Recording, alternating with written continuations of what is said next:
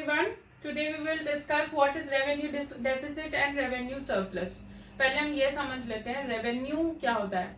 Revenue होता है जो भी गवर्नमेंट को इनकम होती है, इनकम टैक्स से मिले, वो नॉन टैक्स से मिले, जो हमने पिछले वीडियो में किया था, तो वो रेवेन्यू आता है गवर्नमेंट को. अब रेवेन्यू क्या करती है इसका, गवर्नमेंट क्या करती है रेवेन्यू का, वो खर्च करती है हमारे ऊपर, वो बजट बनाती है और उस बजट के अनुसार स्टेट को और जो डिफरेंट पार्टीज है उनको और जो इंस्टीट्यूशंस है उनको, या roads, railways, constructions, different fields में वो इसका इस्तेमाल करती है हमारे वेलफेयर के लिए. ठीक है, तो इसमें क्या होता है, एक रेवेन्यू डेफिसिट होता है और एक रेवेन्यू सरप्लस होता है.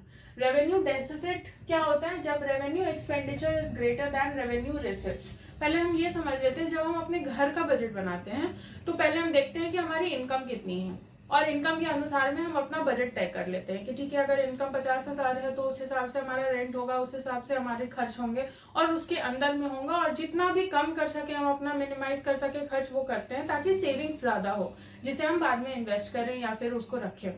ठीक है, लेकिन गवर्नमेंट के साथ ये हमेशा उल्टा होता है. जितना ज्यादा खर्च करती है गवर्नमेंट उतना ज्यादा गवर्नमेंट को एफिशिएंट माना जाता है. ठीक है, समझ रहे हो, जैसे हम अगर खर्च करते हैं और हम खर्च कम करें तो हम एफिशिएंट होते हैं as a household, as a single unit.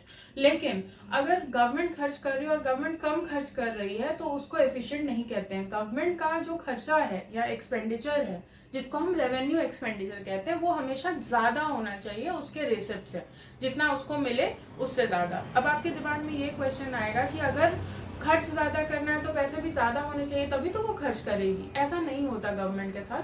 Government के साथ कैसा है, वो जितना भी उनको इनकम आ रहा है या रेवेन्यू आ रहा है दूसरी जगह से, उससे ज्यादा वो खर्च कर सकते हैं. वो आरबीआई से लेके खर्च करते हैं, उस गैप को भरते हैं. कैसे भरते हैं, bye issuing 91 days treasury bills mostly held by RBI. ठीक है, सो ये डिफरेंट तरीके से ट्रेजरी बिल्स हम लोग दूसरे वीडियो में देखेंगे, it is a different topic.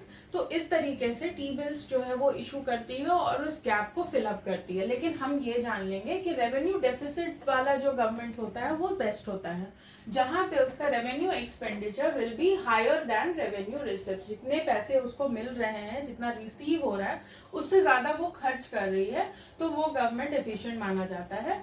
Whereas revenue surplus क्या होता है, रेवेन्यू सरप्लस में इसका जस्ट उल्टा होता है. जब revenue expenditure is less than revenue receipt, जो रेवेन्यू का खर्च हो रहा है वो कम हो रहा है, जितना रिसिप्ट आया मतलब पैसे बच गए गवर्नमेंट के पास, तो ये वाला जो है ये एफिशिएंट नहीं माना जाता और ये वाला माना जाता है एफिशिएंट गवर्नमेंट. ठीक है, I hope my point is clear. If you have any doubt please do let me know. Thanks for watching.